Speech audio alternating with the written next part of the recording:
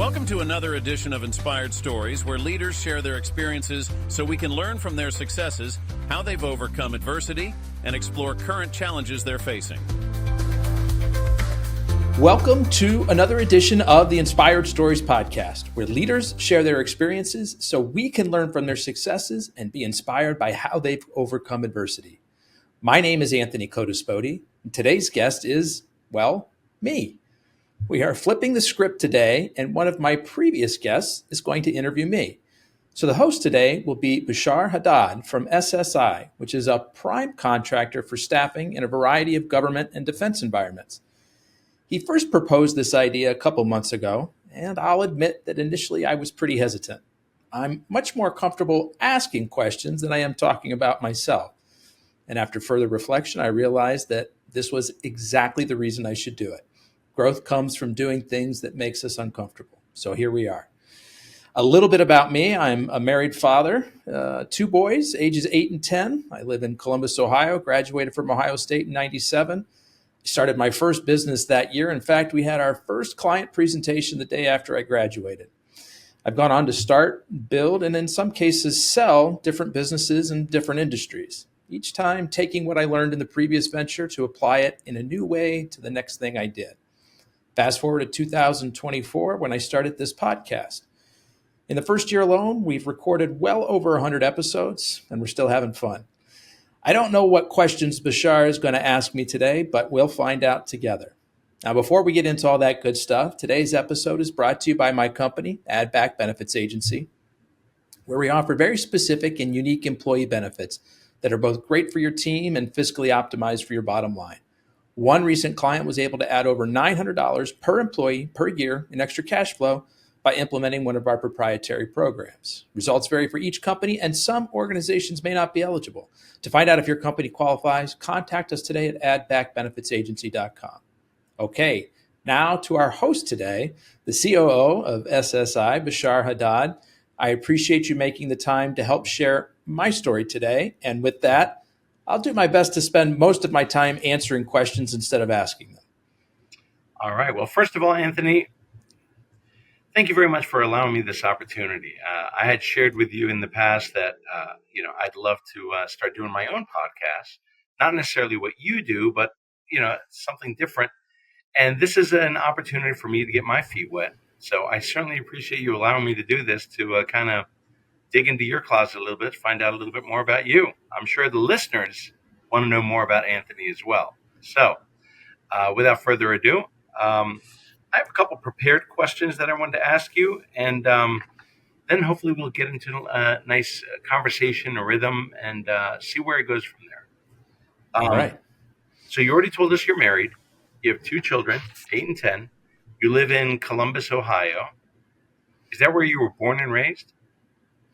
So I was actually born in Monterey, California. My dad was stationed at an Army base out there.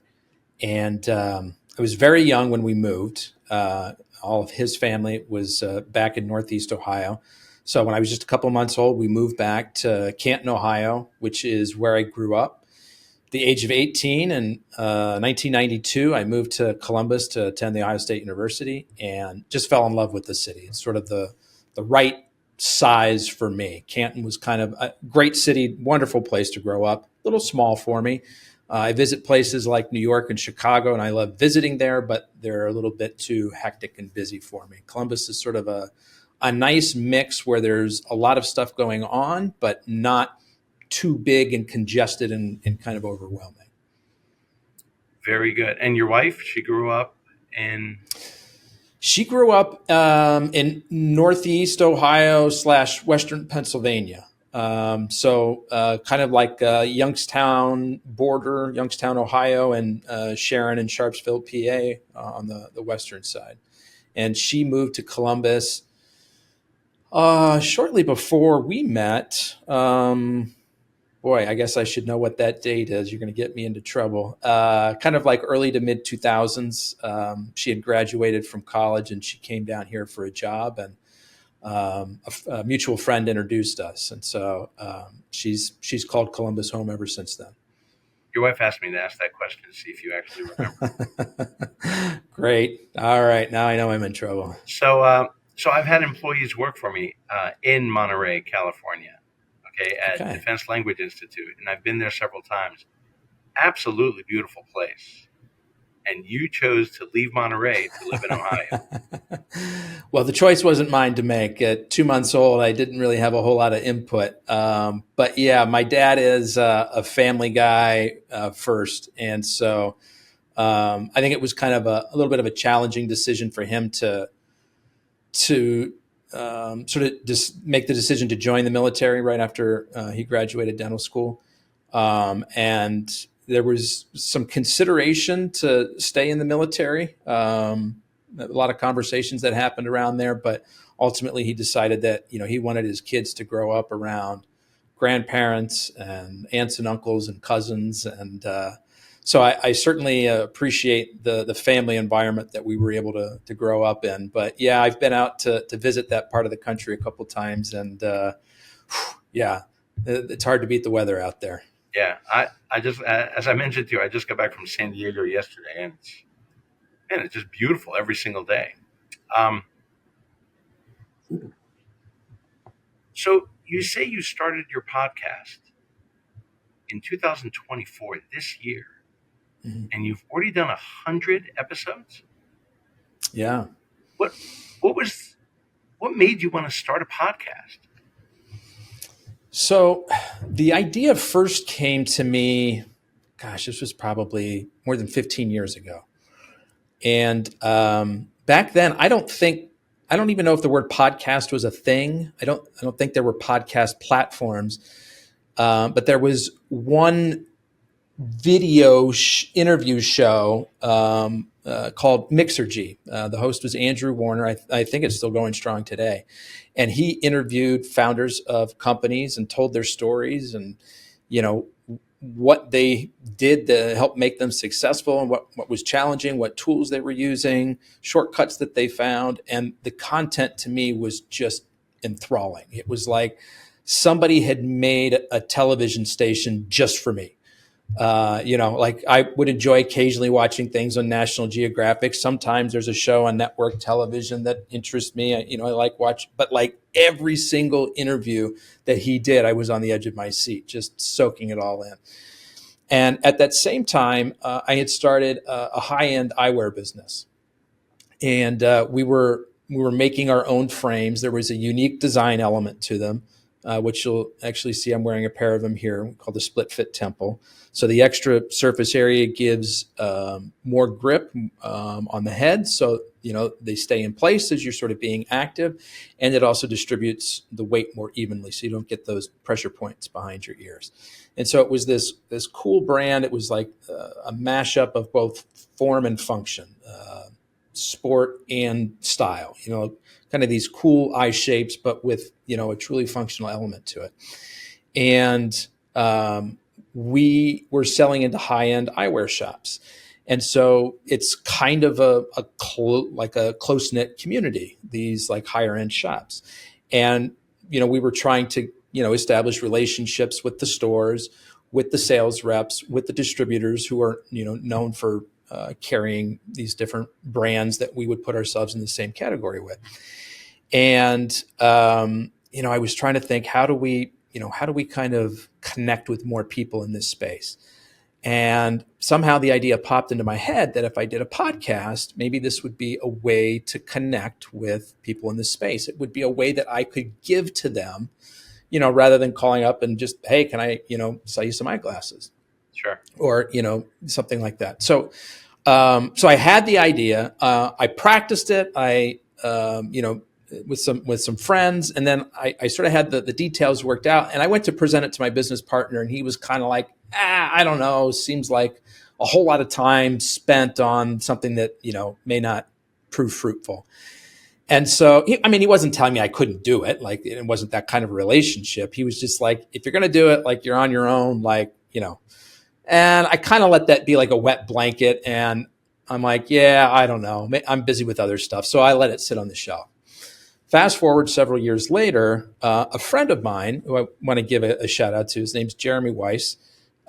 He runs a business called Rise 25, and he actually helps people set up their own podcasts. That's like his business. He's been interviewing and podcasting longer than pretty much anybody I know. In fact, he was Andrew Warner's producer on that Mixergy show that I first met, and that's how we first met. And so I reconnected with Jeremy, and he explained what his business was, and this is his approach. He helps other businesses set these up as a way to sort of for folks to grow their network. And I thought, I knew that was a good idea all those years ago. I should have done it. And so I'm like, okay, no more regrets looking in the rearview mirror for, not having done this thing that I was interested in all those years ago. And so I started the podcast earlier this year, and really for two reasons. One is that I enjoy it. These are the kinds of conversations that I seek out at dinner parties, or, if I'm in a social setting where I don't know folks. And my wife can always tell if I've connected with somebody. She'll see me across the room, and I'm deep in conversation, and I'm I got smiles on my face, and talking and gesturing a lot. And then the other reason is it's a nice way to grow and support my network. How do I get to meet other interesting people? Great ways to reach out and offer to give them a platform to help tell their story. Sure. And one of the things that I've started doing more recently, once the interview has concluded, is I'll ask my guests, hey, and I'll tell them exactly, like, hey, I do this as a way to grow and support my network.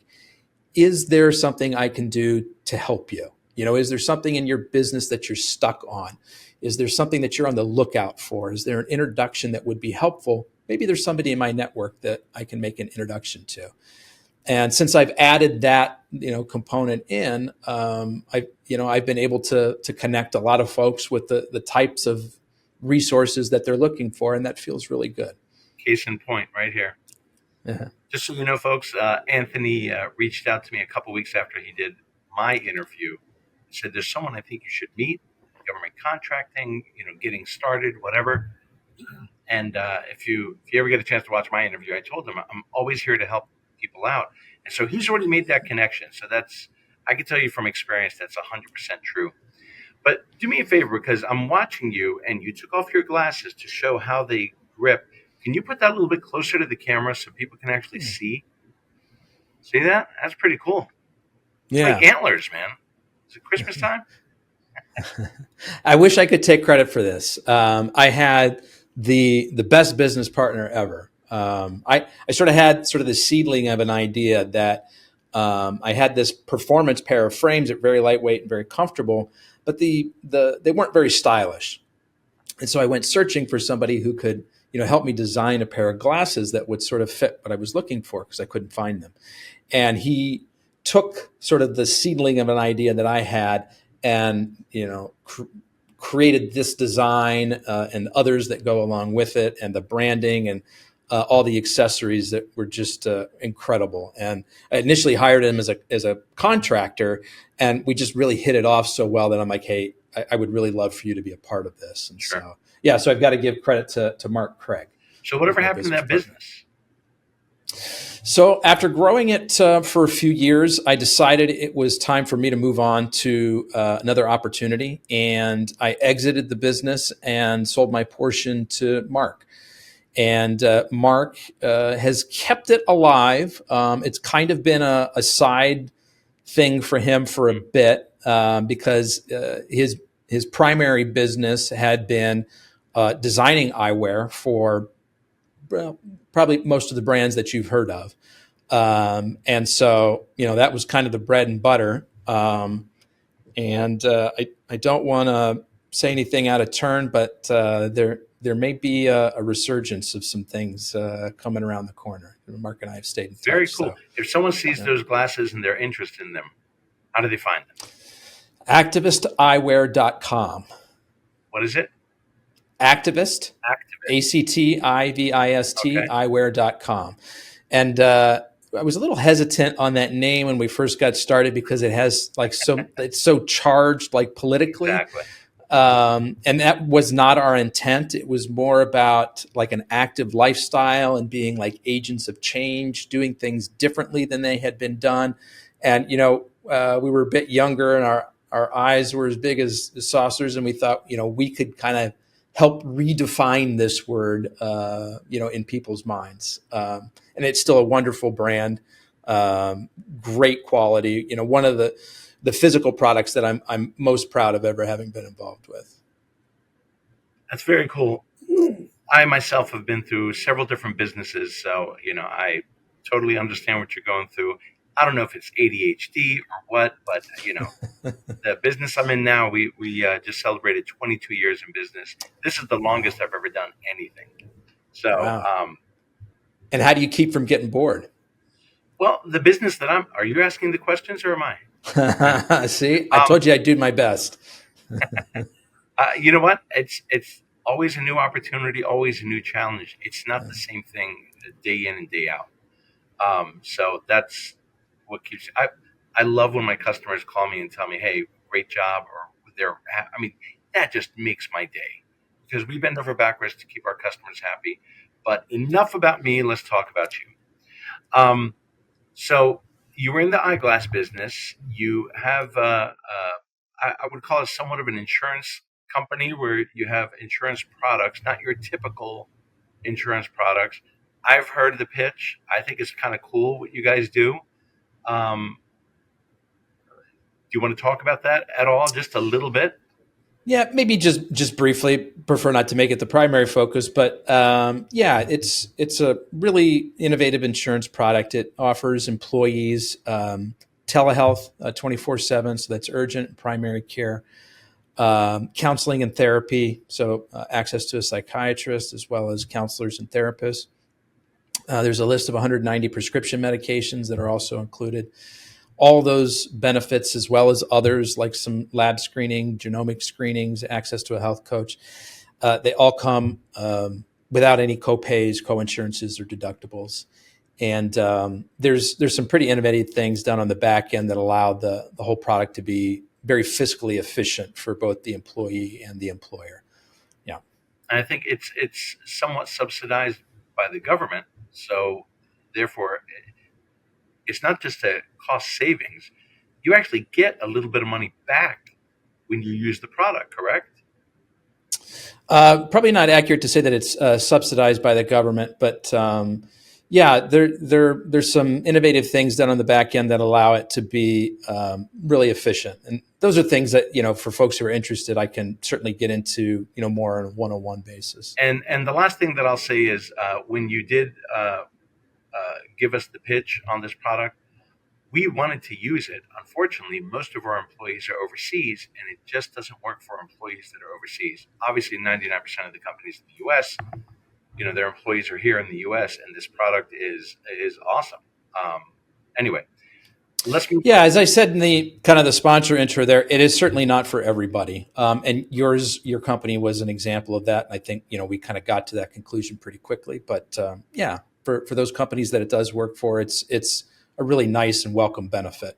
Sure. It allows folks to give some benefits to employees that, maybe didn't have access to them before. So let's go back to the beginning. In your upbringing, who is the motivator in your life? Who is your biggest inspiration that got you to do all these different things? Because you obviously have a very entrepreneurial mind. Who is the person that you look back now and say, man, that person really had an impact on my life? That's a really easy question for me to answer. It's my father. We're very similar people in a lot of ways. I grew up with a great role model, somebody who was highly entrepreneurial. I think I mentioned, he graduated from dental school, went to the military, came back, and he started his own practice. And while he had his dental practice and ran it very efficiently, he was also investing in, starting, being involved in a variety of other businesses. And so I got to grow up in that household, seeing, how he carried himself and how he operated. I think, it's certainly in my genes. It's innate in me. It's not innate in all my siblings. I would say I might be the only one who kind of, has that entrepreneurial tendency. But being able to watch and observe him, especially as he navigated some really challenging times. when businesses were not going well, when there were partnerships where, he was taken advantage of, and that caused a lot of strife and a lot of economic hardship. And seeing how, he didn't run away from those. And he didn't run towards bankruptcy, which would have been the sensible or, the certainly the much easier solution. He stepped up, and, and I've had people that he dealt with in these situations come to me and say, what your father did during those times was incredibly admirable. 99% of people wouldn't do that. And so, it's kind of one thing for parents to sort of teach their kids through their words. And I think, that's certainly, a way to do it. But one of the great things about being in the house that I was growing up, having the father that I did, is I also got to learn from his actions. The lessons that he taught us in words and in parables lived out in the way that he carried himself through the world. Real life. Yeah, absolutely. The old expression, do what I do, don't do what I say, or something along those lines, where do what I say, not what I do. Yeah. But and certainly some of that applies to my dad as well. He would chew ice all the time, and he's a dentist, and then he would yell at us for chewing ice because it cracks your teeth. But I think on the really important things about, how to be a good human being, how to be honorable, how to be trustworthy, those were things where there were never competing messages. It was correct. What he was saying is what he was doing and living. Yeah. Absolutely. Well, and you said he was in the Army? He was in the Army for 2 years. Yeah. He was. Is he still with us? He is. Oh, yes, God very much so. That's great. Yeah. Excellent. Yeah. Well, make sure you tell him I said hello, and thank you for your service. Thank him for his service. Yeah, I will do that. Okay, so your dad, most people say their dad is their most inspiring individual in their lives. Go to college, meet your wife. What was your, you said you started you had your first presentation immediately out of college. What was that business? Yeah, so this was 1996, 97. I was prepping for graduation. I had got a bachelor's in business and was, trying to think of next steps. And I started applying for jobs. And the things I was seeing, they weren't really exciting me. I don't know what I had in mind that I would be doing, but I don't know. None of them were like, oh, this would be amazing. And at the same time, a good friend and my roommate, Brandon Smith, was working on his doctoral program at Ohio State. And he was kind of doing the job search thing too. And he also wasn't super excited about what he was finding. And this was very early days of the internet. And Brandon had a very technical and creative mind, one of the smartest guys I've ever known. And we started to kind of half jokingly kick around this idea about starting a web design company.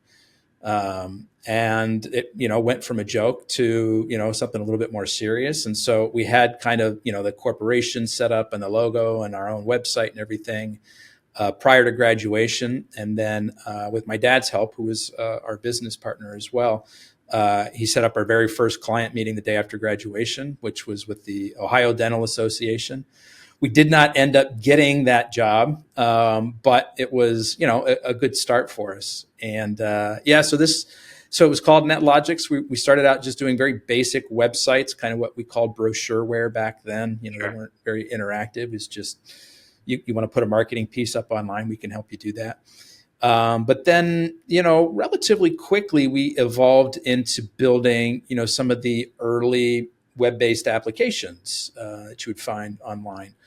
And you have to keep in mind, this was really early days. A lot of people we talked to didn't really even understand what the internet was. I remember I would tell family and friends, we were building web pages and they didn't understand what a wet page was. And so, it was really having to, explain what the internet is and how it might be useful to them. And so that was a business that we built up, probably had for about 5 or 6 years before we decided to exit. But yeah, that was the very first business that we started. So you wake up every single morning, you have your insurance business, and you have your podcasts. What motivates you the most to wake up every morning? What are you excited about when you wake up?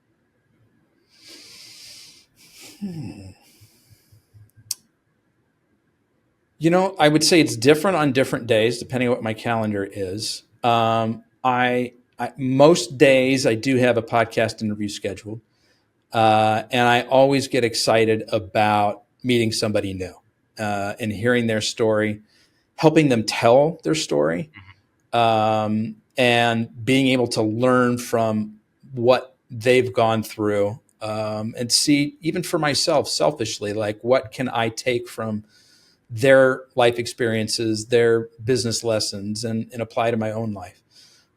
So any day that I've got a podcast interview, that's something that I get excited for. And then, depending on what kind of client interactions that I have arranged for that day, it's the product that we talked about. It's something that I'm very passionate about, really excited about, believe really helps a lot of people.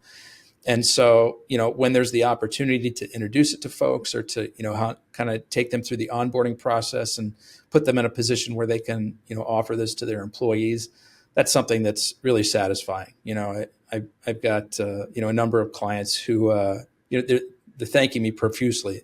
This is such a great opportunity. Like, I really appreciate you, helping us with this, making it available to us. And that feels really good. Sure. So I'd say, there's certainly depending on the day, it's a combination of those two things. Very good. So your podcast, where is it broadcast? You have it on YouTube. I know that. You have it on Spotify. Yep. We put it on Apple Podcasts, Amazon Music. There's a couple of few other smaller platforms that I'm forgetting the names of now that I know my producer pushes them to as well. It's also on our own website, inspiredstoriespodcast.com. So those are the big platforms that we push it to. And then, some of the things that we do for the guest, after the podcast goes live, we'll send them kind of a little, almost like a little press packet. It's got links to all the places where the episode was posted so that, they can backlink to it or, use it in any way that they want.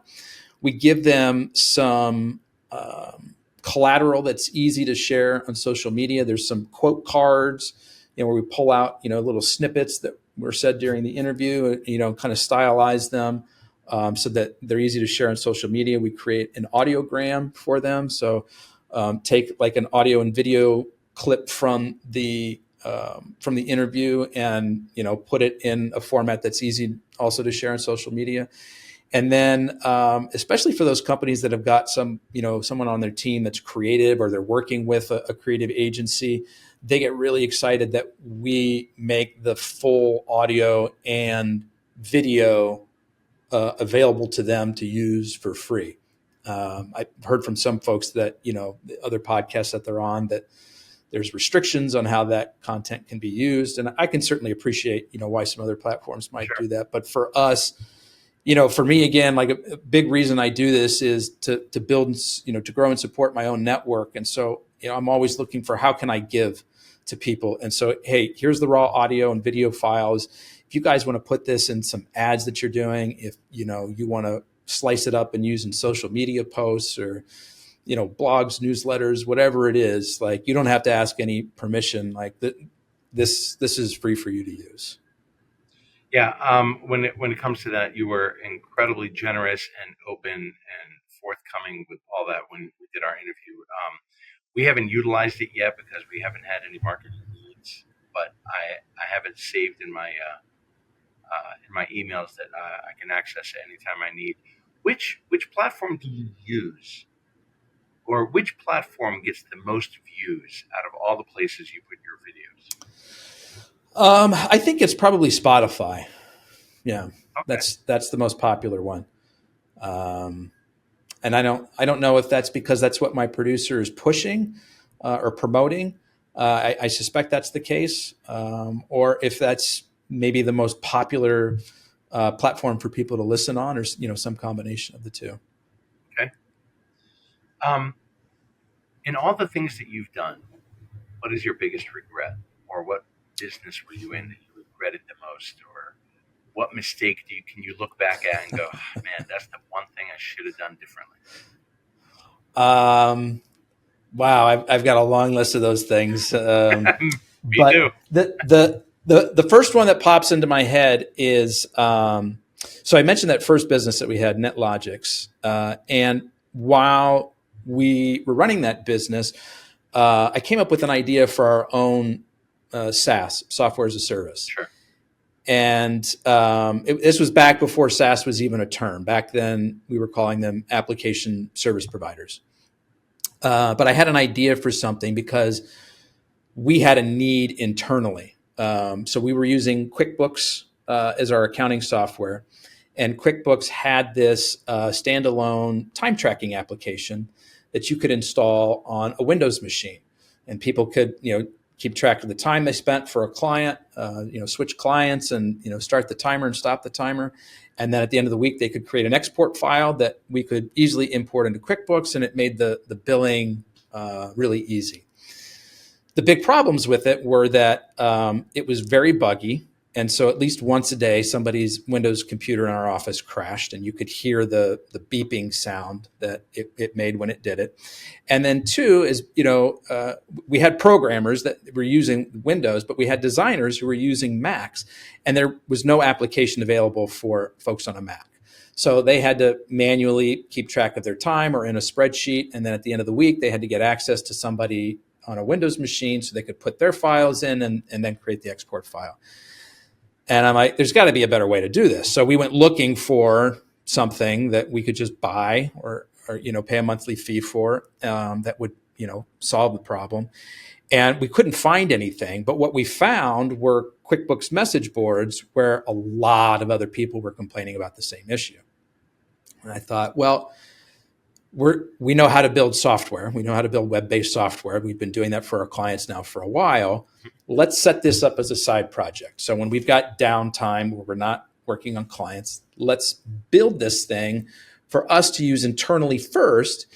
And I don't know, let's see if maybe we want to try to sell it to people after the fact. And so it took a little while to use internally, and it instantly solved all the problems that we were having. And, now we had ideas for new features to add on to it that made it even more useful for us to use internally.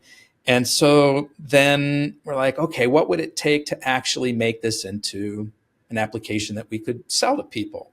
And it wasn't even entirely clear to us on what that might look like. Like now, SaaS is a very common way of selling software. You pay a monthly fee, oftentimes a monthly fee per user, per license. But back then, that wasn't as common. And, a lot of software was distributed on CD-ROMs, and Sure. Maybe you paid a one-time fee. And it also wasn't very easy to take credit card payments online. Like we had to build our own mechanism to do that. And so we put it out there. And we just started replying to people on the message boards to see, if they would be interested. We got people signing up and giving us feedback. And it was such early days with credit card payments that some of our clients were actually mailing us checks every month to pay for the fee. And I thought, well, this is great, nice little side business that it could have. And I had sort of visions and ideas about where to take it. Folks were asking about expense tracking, so we wanted to do that. Folks wanted like more project management, which at that time I don't think existed at all in a web-based format. I could be wrong. This was like 99, 2000, so it's possible that I'm misremembering things. But we already had, a bit of a user base and an audience there. I think, looking back, what I should have done was, rather than treating this as a side project, as I, worked on other main businesses along the way, I really should have invested my full attention in that, and really built out the feature set for it. So can I tell you something? The software that we use at my company is called Deltek. Okay. I don't think this was even discussed on our interview. Deltek is probably the most well-known government contractor accounting system. So if you do work with the Department of Defense, you get audited by DCAA, Defense Contract Audit Agency. Most of these guys are ex-Deltek employees. So when they come in and they see Deltek, they already know how to navigate through it. You're already, 10 steps ahead of the next guy. And Deltek does everything from timekeeping, expenses, and project-based accounting. And they're huge. That could be you. Could have been us. I mean, there's a lot of really great platforms out there, even outside of the defense industry. Sure. And, they're doing things way beyond what my vision was, over 20 years ago. But yeah, I guess that's probably one of the big ones, because we were real early to the game. There was nobody doing anything like we were doing in that moment. And so that's one big ship that kind of went past us. I mean, that was a nice little side business for a number of years before I sold it, but that's one that I should have spent a lot more time focusing on. So if that one is, I don't want to say a disappointment, well, it's a disappointment that you didn't get to take it where it probably could have gone. What would you say your biggest success is? Don't say marriage and kids. Everyone says that, but wife, see, who's going to say that? Business-wise or personally, what would you say one of your greatest successes is? There's two that come to mind. So as I left NetLogix, I joined a business that was already in existence, and I became a partner and selling beads and jewelry components, like costume jewelry parts.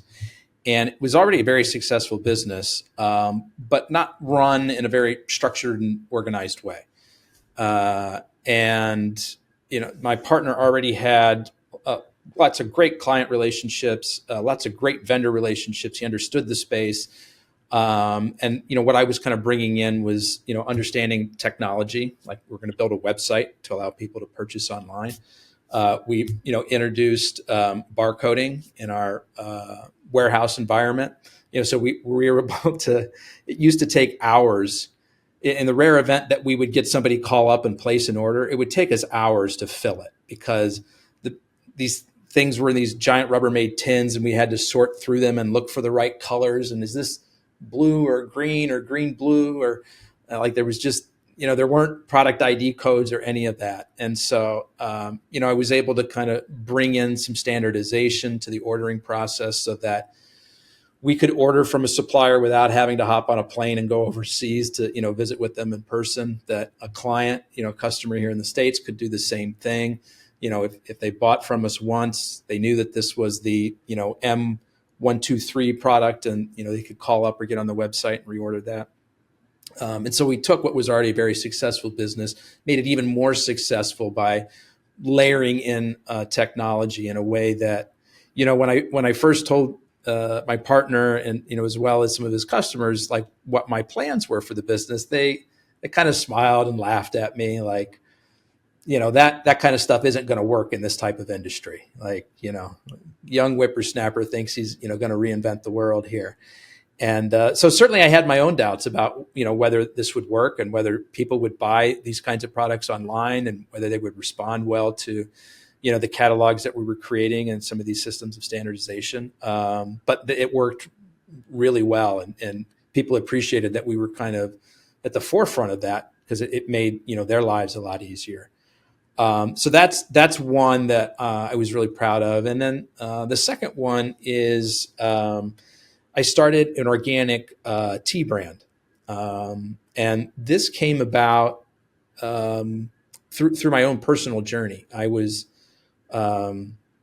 been interested in sort of ways to optimize my own health. How can I have the right level of energy, sustain good moods, good sleep at night. And so anytime I'd read about a supplement, I would try it out. And most supplements, I would never notice a difference in the way that I felt. Sure. So I kind of had this supplement graveyard in my linen closet, things that I tried, and okay, I don't need to try that again. But there was one thing that I tried, and that was it's back up just a little bit. I was also at the same time trying to drink green tea because that's very good for you, lots of antioxidants.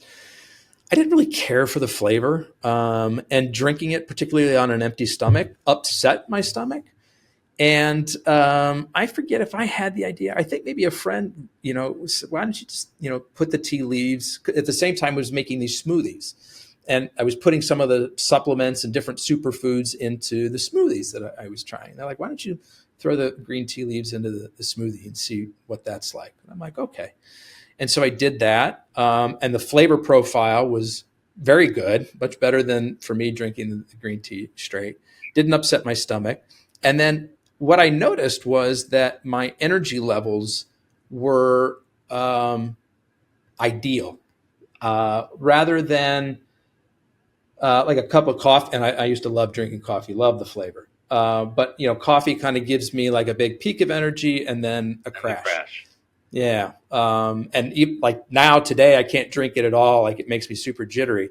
But the nice thing that I sort of discovered by consuming the green tea the way that I did is that it got absorbed into my body more slowly.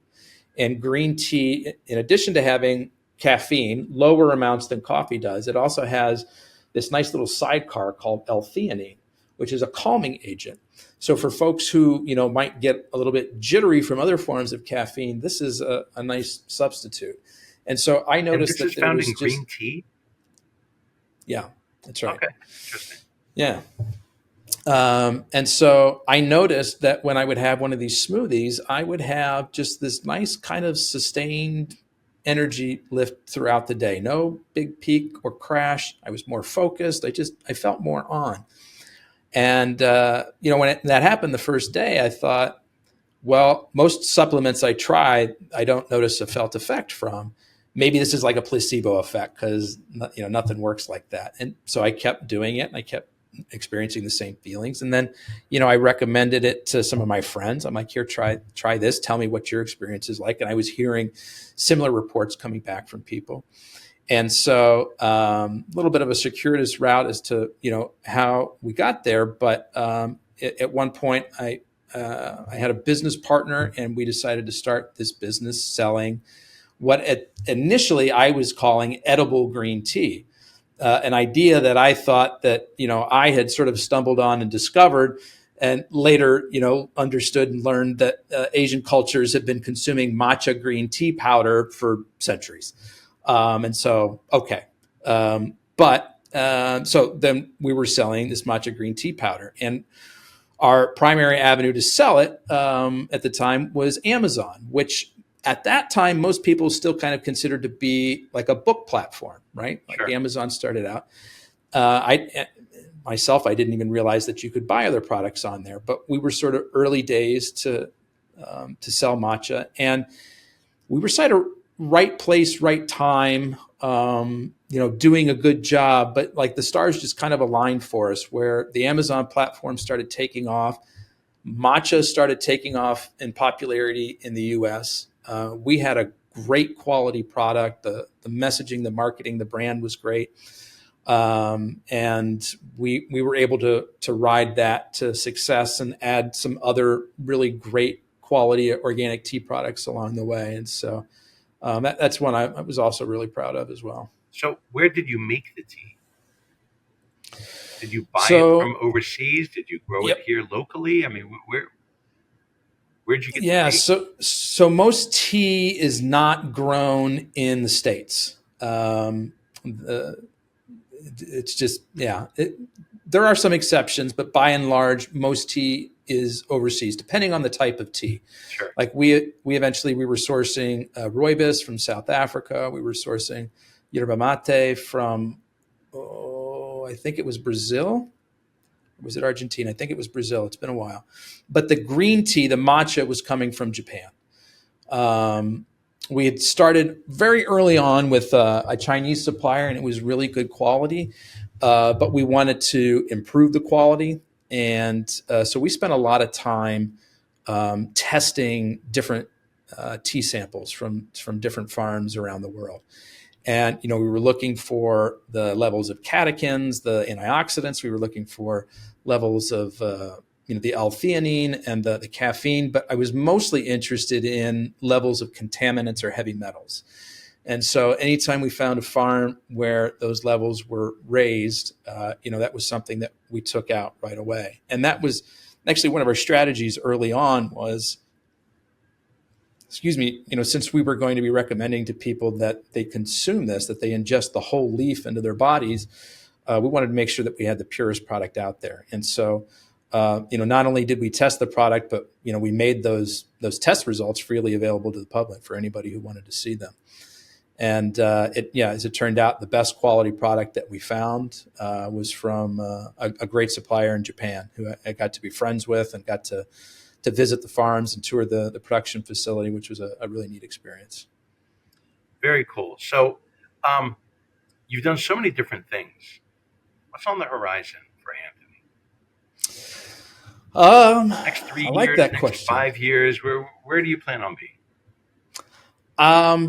I don't know the answer to that in this moment, Bashar. I'm really enjoying the two primary things that I'm focused on now, the innovative insurance product that we've talked about, as well as the podcast.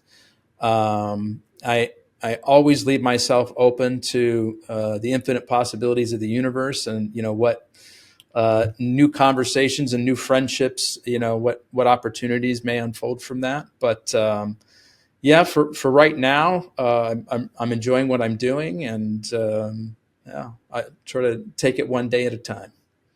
All right. So I have 2 more questions for you. First one, what are your words of wisdom to anybody out there who either wants to start a podcast or maybe get in the insurance business or any of the other businesses you were in? What is Anthony's quote of the day? Yeah. What would be my quote of the day? Business is hard. I think be prepared for ups and downs. I think one of the things that I try to highlight as I'm interviewing my guests is, kind of helping people see that the path to success is almost never a straight and easy path, right? It's filled with potholes. It's filled with setbacks. It's filled with times where you were on the verge of bankruptcy or couldn't make payroll, or, thought you were going to have to shut your doors because you lost a big client, or there was a fire or an accounting scandal, or, like there are all these curveballs that get thrown at you. And I think for some people, when those curveballs come, they take it as a sign that, this wasn't meant to be. And that, I should move on. Like it shouldn't be this hard. If this was going to be successful, it should be easier. And, I think the reality is that a lot of people don't see from the outside looking into a company that is successful. They don't see like all that stress and the worry and the shenanigans that go on behind the scenes. And you're laughing because you know it. You've lived it yourself. You've got countless versions of that story yourself. So, I would say, go into it with the understanding that it's going to be hard. I mean, a lot of the guests I talk to, they will actually, say in their own words that had I known that it was going to be as difficult as it turned out to be, I probably would not have gotten started with it. But, once they were in it and, their livelihood depended on it, they had employees' livelihoods that depended on it. They were like, we're just going to figure this out. And so understand, like go for it. Like don't sit on the sideline, go for it. Life is not meant to be a spectator sport. You're meant to get in the game. But understand that it's going to be hard and there's going to be setbacks. And I think one of the best things that you can do for yourself as you're getting started and as you're going through those tough times is not to go through them alone. Like find a network of like-minded people who can support you, right? Because if you're, say, maybe you're married, your spouse can be a great source of support. But if they're not in business themselves or business minded in that way, they may not really understand what you're going through, and they may not be able to pull from their own experiences and wisdom to be able to offer you advice. But if you can get into some kind of a mastermind group, a networking group, a trade association where you can share your stories and hear that you're not alone, like that kind of communal support is really helpful. And being able to then ask for their advice and ask for their help. That's something that I think human beings in general have a hard time doing, is asking for help, and entrepreneurs probably even more so, because they want to be seen as the leaders and not somebody who needs help. But seek out that support, because it's going to be really helpful to you. I couldn't agree with you more. So many great leaders. You hear all the success stories. You don't hear about all the failures, all the speed bumps along the way, everything they had to go through to get to that point. No one's born knowing everything.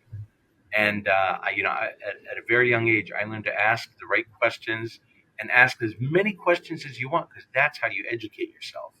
If you sit on the side, well, I don't want to look like an idiot by asking a question, well, then you're going to walk away not having the information that could be very vital to your success. So last question, Anthony. What is something that you'd like to share with your audience that we haven't touched on today?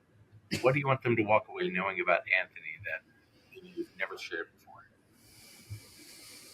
Well, that's a big question. I don't know that I've got a big answer to go along with it. What's a good parting thought here? And I feel like we were hitting on some really good stuff with that last question about life is not meant to be a spectator sport. Life is full of worry. And let's dive a little bit more into actually kind of the point that you were making there, that people don't see, like all the stuff that happens behind the scenes. You see somebody who's really successful. They're living in a nice house. They're driving a nice car. And I've heard a lot of people make this comment, "Oh, it must be nice." Like this is somehow, they pulled the lever at the casino and, it just came up triple cherries for them. And it was just this stroke of luck. Like, certainly there are exceptions, but, most people who got there, they've had their own trail of hell to do it. There's been a lot of struggle and strife along the way. So surround yourself with people who are smarter than you, who are where you want to be, rather than, wearing your green coat of envy and being, having a feeling of distaste towards them. See how you can learn from them. See if there's something that you can offer to them, give to them, so that you can spend more time with them, and learn the things that they've learned. There's a very common saying that if you're the smartest person in the room, you're in the wrong room. Exactly. And there's another one that says you're the average of the company that you keep. So, so step up your average, I think, would be a good parting message for people. Find a group of people that you can spend more quality time with, that's going to help you elevate your game. There you go. And that's not really using people or whatever, but surround yourself with these people. Get into their mix. Success begets success.